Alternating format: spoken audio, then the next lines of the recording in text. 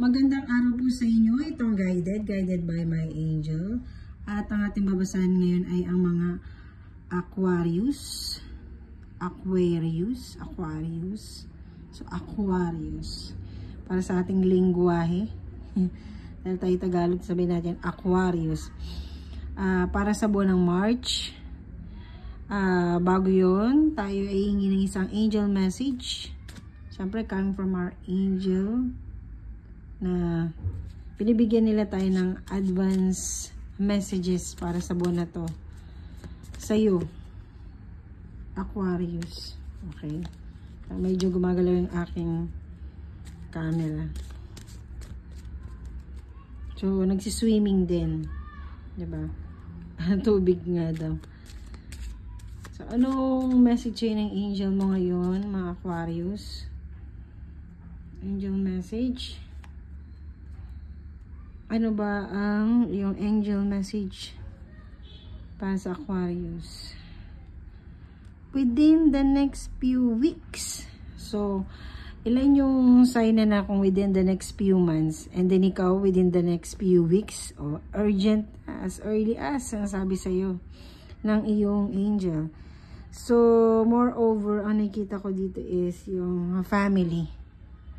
Within the next few weeks is more on family matters ang nakikita ko. At sinasabi sa iyo ng angel mo na within the next few weeks, merong magandang mangyayari sa iyong pamilya, as in yung biological bloodline.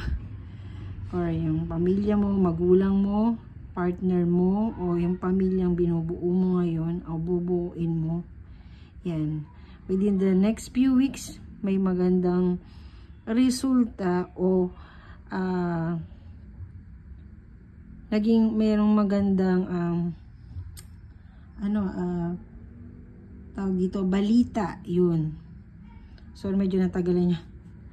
Inuhuli ko pa sa bibig ko yung dahil malalim na malalim ang ating mga Tagalog. Dahil ito ay Binoy Tarot. So, 4 card spread tayo. At para mas clarify ang ating o ang iyong reading para sa buwan ng March. 2 Pentacles in reverse.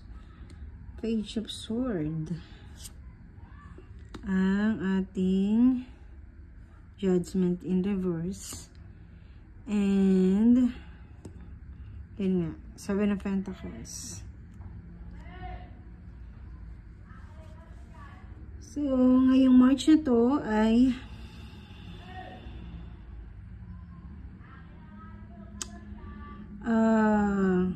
within the family din talaga nakikita ko. Ngayong March na to ay medyo na meron forces of something magulo, and feeling mo dahil sa family mo o more on family matter talaga is na wawalan ka ng balanse. Yung weight nung chaos o yung family problem mo is dala-dala mo at hindi ka makapag-focus. Habang pinanonood mo yung video na to, nararamdaman ko yung weight mo. Nararamdaman ko na parang gusto mong maiyak. Na naghahanap ka ng tao na gusto mong napagsabihan lahat ng mga problema mo sa pamilya mo. And parang wala kang mapagsabihan at nag-iisa ka. Well, yun nga, pinanonood mo naman tong video ko. So, masasabi ko na dito ako. I-comment mo lang kung ano yun. Sige. Try nating masolusyonan ng card. Diba?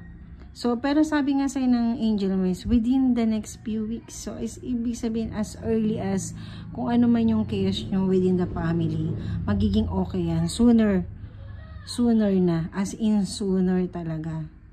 And, mahanap ninyo yung isa't isa na kahit ano pang mangyari, pamilya at pamilya pa rin, kahit kayo pa rin na magtutulungan. At mahanap mo din lahat ng mga sagot na yon mismo sa bawat miyembro ng pamilya. Kung halimbawa siguro sabihin natin to as sa trabaho or family worker, 'di ba? Merong gano'n na parang pamilya kayo sa trabaho. Ganon din yung pinaka-message nun. And kung sa relationship naman within the friends, na parang pamilya mo na rin ang mga kaibigan mo, is kayo din na magkakaayos-ayos niyan, kung ano man yan. And it is soon. As soon na magiging maayos yan talaga, tulad ng sinabi ng angel. And kailangan mo lang magpakatatag and mag-voice out ka. Kasi hindi ka nagbo-voice out eh. So yung ano mo, yung mga nararamdaman mo, hindi tuloy naririnig. Kung ano man yung mga problema mo o yung mga insecurities mo o yung mga hirap na hirap kang ilabas eh. So, itong March na sinasabi sa'yo ng mga card mo na maging talkative ka ngayon. Sabihin mo kung mali siya and then mali ka din. Then sabihin yung mali yung bawat isa at kailangan mo lang din ayusin yung dapat ayusin. Kasi nga, pamilya tayo eh. Baga, isa lang sa atin ang mag-fall. Lahat yan mag-fall yan, di ba? And unexpected nga, sisisihin ka actually ng iba na ikaw, possible, ikaw, sisihin ka. Magugulat ka lang, sandali lang. Bakit akong kailangan sisihin sa lahat na nagiging problema ngayon? Eh, hindi ba dapat ako pa nga dapat yung magsabi ng ganun kay ganto or kay ganyan? Dahil hindi ka marunong mag-voice out. Sinasabi sa'yo ng card mo, yun tuloy. Ikaw yung tuloy biniblame. Kung ano man siguro yun, na ano, ikaw tuloy na biblame kasi nga hindi mo nga sinasabi kung ano yung naging problema ng bawat isa. So, sinasabi nga sa'yo ng card mo is, let loose, sabihin mo. Kung hindi naman kailangan sumigaw ka para sabihin yun, mag-talk to talk kayo, ano ba yung naging problema? Ako ba talaga yung naging problema? Kasi kung ako naging problema, bakit? Diba? So, maririnig mo din, o voice din nila, kung ano yung naging problema nila sa'yo. Kung bakit ikaw ang kailangan ano yun. Magugulat ka na lang pala na yung nagiging chaos ngayon or nagiging problema ngayon dahil ikaw. So, magulat ka ng ganun. So, ayaw naman ng card mo o ng angel mo na ikaw ang sisihin sa isang bagay na hindi mo naman ginawa.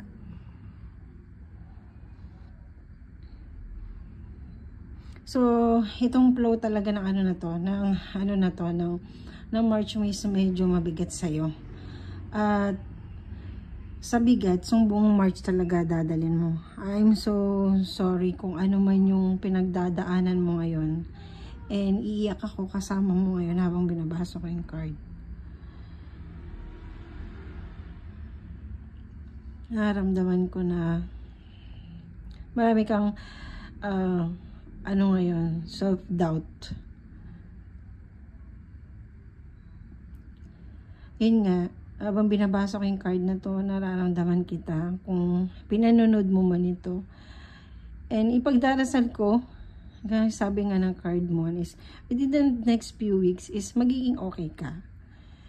And nakakalungkot lang kasi talaga.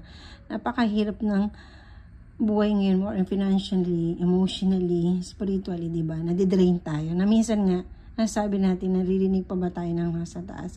So, parang nararamdaman natin na parang mag-isa na lang tayo. But, tiwala pa rin tayo sa mga prayers natin na magiging okay. Na magiging okay na parte ng natin ng bilang tao. Na kung ano man yung mga naging decision natin, yun siguro yung binabalikan tayo ngayon. Whether kahit na ginawa natin yun for our family, pero nag-cause pa rin siya ng hindi magandang resulta, di ba? So, alam na ng Diyos yan. Alam niya nang nasa taas. Religious ka man o hindi, Kung ano man yung pinaniniwalaan mo, nakikita yan. At within the next few weeks nga, sabi sa'yo ng angel, mas magiging okay ka. At magiging okay ang lahat. Hindi man siguro ganun sobrang clear ngayong March na to. Pero kahit papano, makakakita ka pa rin ng, ng hope na magiging okay ang lahat kung ano man yung, ayan na, naiyak na tuloy din ako. So, yun nga mga Aquarius, kasi nga pa naman, yung tubig pa naman, kaya kanina nagwe-wave ata. Parang sign na rin ata yun, di ba? To, may iyak ka habang binabasa mo ito. At, yun nga, ayoko bigyan ka ng isang pangit na na reading dahil actually kahit ako mismo ayoko nagbabasa ng ganun, kaya lang siyempre part of reading natin kung ano talaga yun, baga yung intuition or yung vibrational, mo yun yung lumalabas kahit na hindi kita kilala at kahit hindi ko alam kung sino ka talaga, is mararamdaman ko yan. So meron pa rin tayong dapat ipagpasalamat kahit ano man yung nangyayari sa atin ngayon. So Aquarius, parang March, ito, the miracle of nature. So diba, thank you angel for helping me to reconnect through nature and fresh air. So sinasabi sa iyo ng card mo, kahit na marami kang pagdadaanan at pinagdadaanan mo na ngayong March na to, at iisa-isay na ihimayin mo yan hanggang maging marisolba mo, is pumunta ka sa park, yung be with the nature, takang Tagaytay, basta makikita mo yung tubig doon, yung bulkan, o kahit saan, sa isang lugar kung saan ang tubig bumabagsak. Di ba? Talo ng pagsanhaw kung saan ka malapit, o isang river lang na nag-jogging ka tapos umupo ka tapos nakita mo lang yung tubig, yan. Nagfo-flow lang yan. O isang park na maraming bulaklak, o kahit ikaw mismo yung mga tanim mo, yung mga sa garden mo, yan, sa bahay ka lang. Lalo na pag sa mga nanay, di ba? Hindi tayo makalabas. So, kung meron tayong mga pananim, meron tayong rooftop, o meron tayong labas na lahat ng garden, yun lang, umupo ka lang, mo lang, be with the nature, sabi ng angel mo, at ino-nurture ka, at mas marang maging clear ang mind mo, at pag naging clear mind mo, mas makakaisip ka ng magandang bagay, or tamang solusyon, or kung ano yung pwede mong gawin. So, mga Aquarius, I'm with you. Pinagdadaanan ko rin yung maraming bagay ngayon.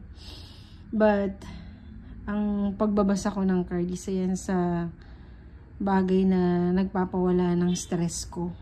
Dahil nakikikonek ako sa ibang tao at yung nagbibigay ng saya sa akin. At nawawala yung sakit ng ulo ko. So, sa mga Aquarius, pinapayo ko lang din kung ano yung mga hilig mo, gawin mo muna ngayong March. Para at least, yun yung pantanggal mo ng stress. At sinasabi nga ng card mo sa'yo is more on with the nature ka. So, go on a trip. Kung may pera ka naman, diba? Sige. Yan, kung wala ka naman pera, sa bahay mo gawin yan. Gawin mga bagay na mag-bake ka, magluto ka, yung magtanim ka, or kung ano yung mga bagay na, alam mong, mabubura muna yung mga struggle mo dyan sa isip mo na nagpapagulong. So, within the next few weeks, sabi naman ng card mo, you'll be okay. At makapag-umpisa ka ulit at maayos mo yan. So, maraming salamat sa iyo and God bless, Aquarius.